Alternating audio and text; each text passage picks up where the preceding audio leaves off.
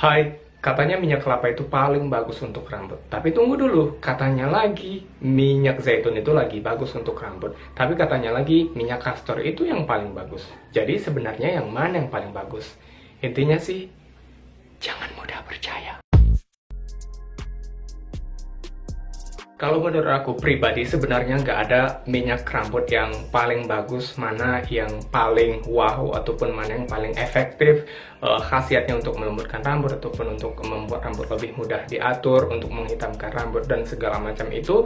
Karena itu tergantung dari masing-masing orang, tergantung juga dari kecocokan kamu terhadap bahan-bahannya, ataupun terhadap minyak yang mana yang paling cocok di kamu. Ada macam minyak yang sering digunakan untuk rambut, dan selagi itu memang udah terbukti punya manfaat untuk rambut, kamu pakai aja. Nanti hasilnya bakalan beda-beda di tiap orang masing-masing. Contohnya aku dulu pernah pakai minyak zaitun, tapi itu buat rambutku kaku, kemudian aku beralih ke minyak kelapa, dan itu cocok di aku. Tapi temanku pakai minyak kelapa malah bikin rambutnya kaku, dan dia lebih cocok pakai minyak zaitun. Dan dari sekian banyak minyak yang belum pernah aku coba sebelumnya adalah minyak orang-aring, dan kali ini aku bakalan bahas tentang minyak orang-aring yang aku beli ini dari Viva. Aku coba nih. I don't know if you can see or not. Aku nggak tahu nih caranya gimana. Oh, gini kali ya. Dan kenapa aku pilihnya itu Viva? Satu, karena dia murah. Ini aku beli cuman 9.000 atau 10.000, aku lupa. Dan kedua, itu aku temuinnya itu secara kebetulan ketika aku pergi ke supermarket mau beli shampoo.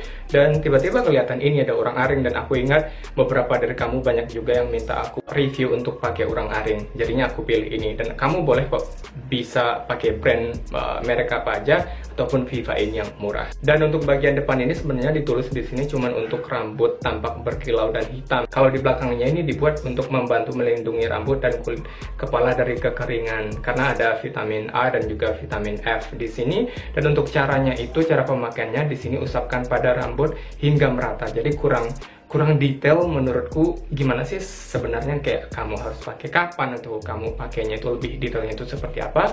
Tapi karena di sini tulisannya minyak rambut, jadi aku pakai ini cuman untuk minyak rambut aja, nggak untuk masker. Jadi gimana cara pemakaiannya dan juga apakah ini berhasil di rambutku ataupun ada manfaatnya di rambutku. So langsung aja, aku cara pakainya itu seperti aku bilang tadi adalah untuk minyak rambut, bukan untuk masker.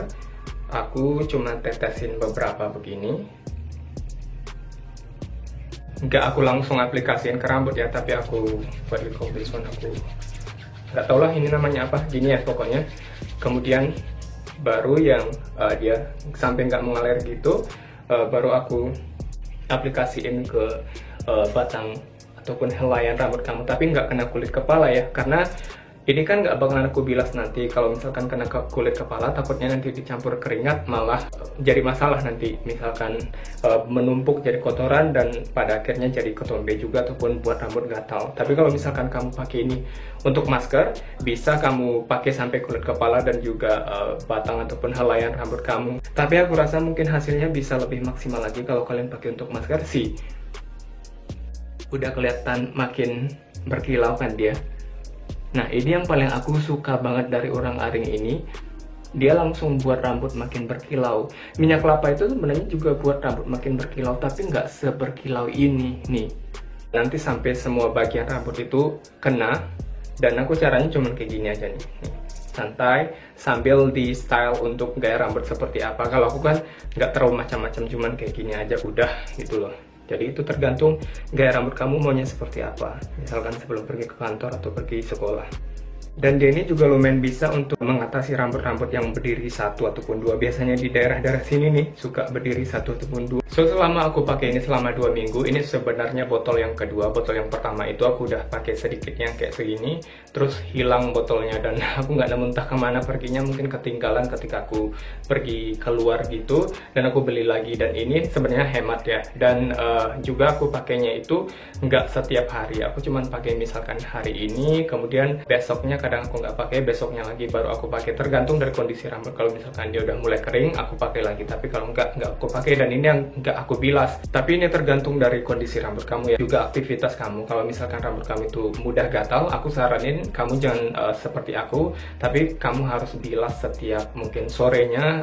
Kamu bilas, atau mungkin besok paginya kamu bilas. Itu kamu tahulah gimana kondisi rambutmu. Tapi kalau aku ini sampai 2 hari gitu nggak aku bilas, nggak ada masalah di rambutku. Dan selama 2 minggu pemakaian ini apakah ada manfaatnya di rambutku? Tentu ada. Dan aku bisa bilang ini bagus banget, walaupun rambutku sekarang ataupun ketika aku pakai ini rambutku tidak dalam keadaan rusak. Nggak kelihatan banget hasilnya di kamera karena itu juga aku nggak punya foto yang before-nya. Tapi kalau misalkan kondisi rambut kalian itu rusak banget, ini pasti bakalan kelihatan banget perbedaannya secara kasat mata. Karena aku rasa untuk kasat mata nggak terlalu kelihatan, tapi kalau dipegang itu kerasa banget ini lembut, lebih lembut dari yang sebelumnya itu. So ini bisa untuk melembutkan rambut, kemudian untuk mengkilaukan rambut, dan juga mengembalikan warna rambut. Kalau misalkan rambut kamu aslinya hitam, ini bakalan buat rambut kamu jadi makin menghitam.